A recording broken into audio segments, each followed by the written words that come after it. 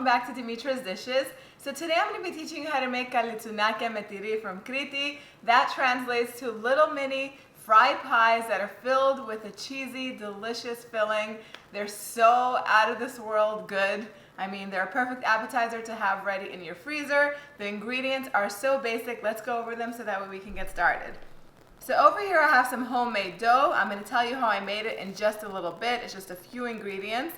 For the filling, I have 1 egg, I have some feta cheese, some whole milk ricotta cheese, and then some fresh mint. We're not going to use all of this, but we need some mint.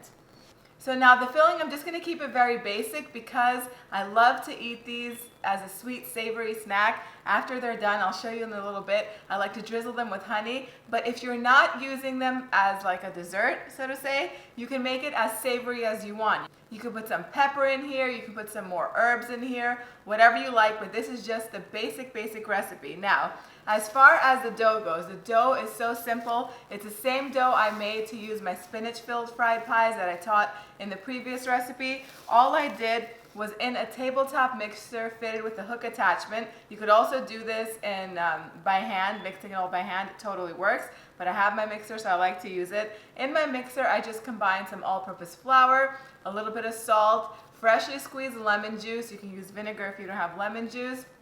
Some water and olive oil. I just kneaded it all together until a nice smooth dough was formed.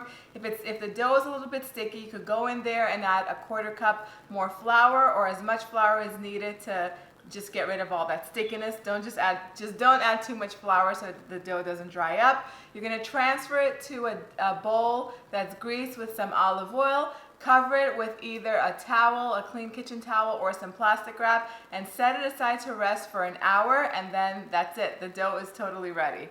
So I'm just going to set this aside because I'm going to crumble the feta cheese into this ricotta. Anytime you're using cheese for this recipe or any other one, use whole cheese, no low-fat stuff, okay? If you use low-fat stuff, I don't want to see any comments that the recipe didn't taste good. Just use a fork and just combine it all together. So in Greece, they use mizithra for this. I cannot find mizithra over here, so this is the best substitute that I can find. Mizithra is kind of like a sour ricotta cheese. So the combination of feta and ricotta comes really close to the mizithra in Greece. Now I'm just going to scramble this egg. Just mix it all up. And then using the same fork, I'm just going to mix it in here until it's all incorporated. Then I'm going to take some mint. Mint and cheese go very well together, especially in cheese pies. It just freshens it up really well. So I'm just going to finely chop it.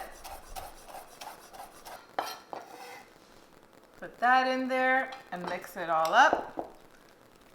And that's it. It doesn't get simpler than that. The filling is ready. I'm going to set it aside, and now we're just going to roll out our delicious light dough. So you're going to want to have a lot of all-purpose flour laying around to flour your surface really well. Put the dough on here, and now I'm doing a half batch of the recipe that I have written because if I make all of this, trust me, I cannot control myself. I'm going to end up eating it all, and I really don't want to do that today. So what I'm going to do is I'm going to put the dough on a work surface generously floured with all-purpose flour, and I'm going to cut it in half or into 4 equal portions. Cut it in half and then cut each portion in half, and then I'm going to set each portion onto some flour just like that.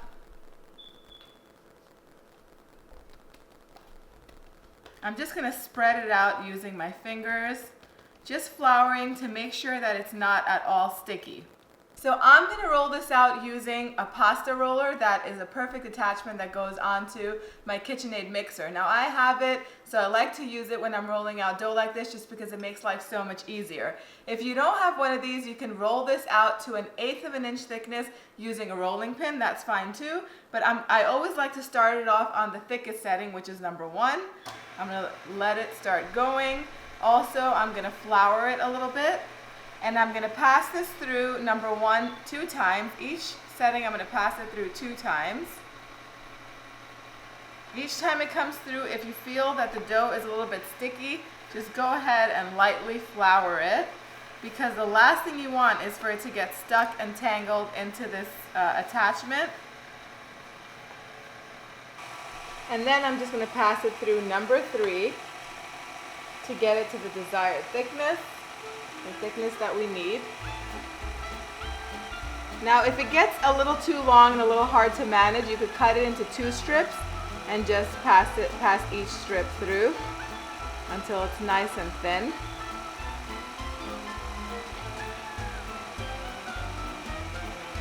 I have a baking tray that I have lined with a clean kitchen towel that I'm gonna generously sprinkle some flour on top of here, because my little cheese pies, once they're assembled, we're gonna set them in here, and this is gonna prevent them from sticking. Just like that. You could also do this with a piece of parchment paper. So if it's a little bit too thin, you could stretch it out, just like that. Now we're just gonna take a tablespoon of filling and put it on the top portion of the strip of dough, leaving some room in between, just like that, maybe about like 2 fingers width.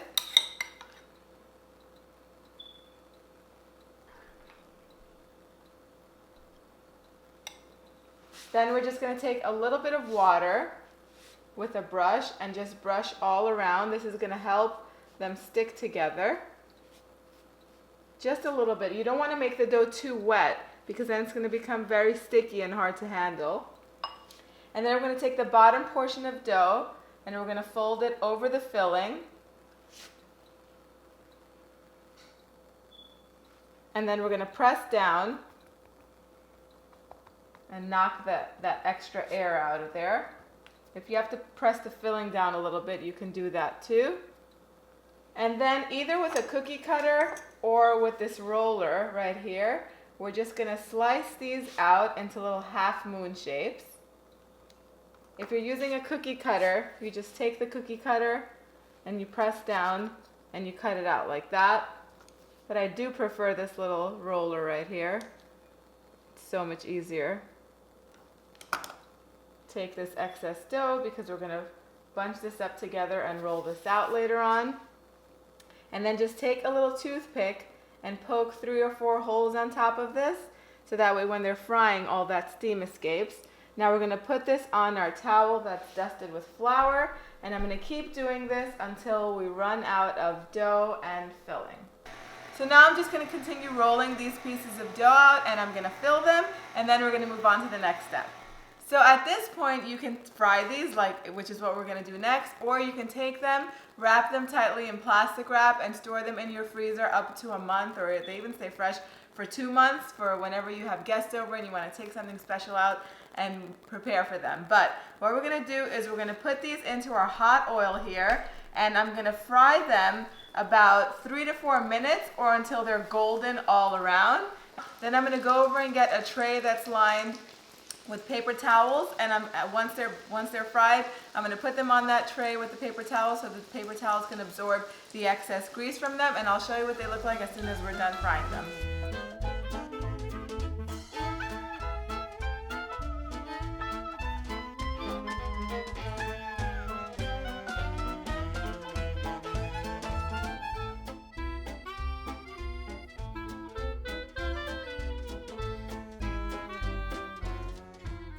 So my Kalitsounia are finally ready. I mean, they look amazing. Take a look at how beautifully golden they are. Some of them even have a little bit of cheese oozing out of them. This one right here is totally calling my name. Now let me tell you, I like to eat these drizzled with some Greek honey. If you have not tried Greek honey ever, you have to go ahead and order some. If you have a Mediterranean supermarket or specialty food store nearby, most likely they carry it.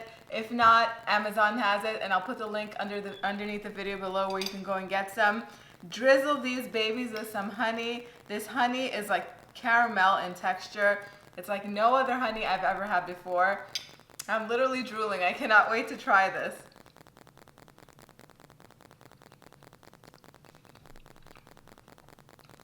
Lord, these are so good. The cheese is super creamy. I mean, the phyllo dough is perfectly crisp, but it's also really light on the inside, really light and airy. The honey takes it to that next level. You guys have to give these a try. The recipe, as always, is on the website, dimitrasdishes.com. It's also underneath the videos in the description box down below. You've got to make these. They're so good. I don't know how else to tell you, but these are delicious. They're just perfect. Serve these to your guests with a nice little cup of coffee, or you could do these as an appetizer. If you're having a big table, the best thing about these is that they're great freshly fried, nice and hot, but they also taste good at room temperature, so you can make these in the morning before your party. I suggest that if you're frying a big batch, you fry them outside. I'm not a fan of the smell of fried oil in the house, so if you do invest in a little stovetop burner, fry them outside. You might also have a barbecue grill that has a little stove on the side. It would be the perfect time to use it. Anyhow, you're just gonna have to try these and let me know what you think in the comment section down below. Thank you guys so much for spending time with me today. I'll see you all next time. Gracias.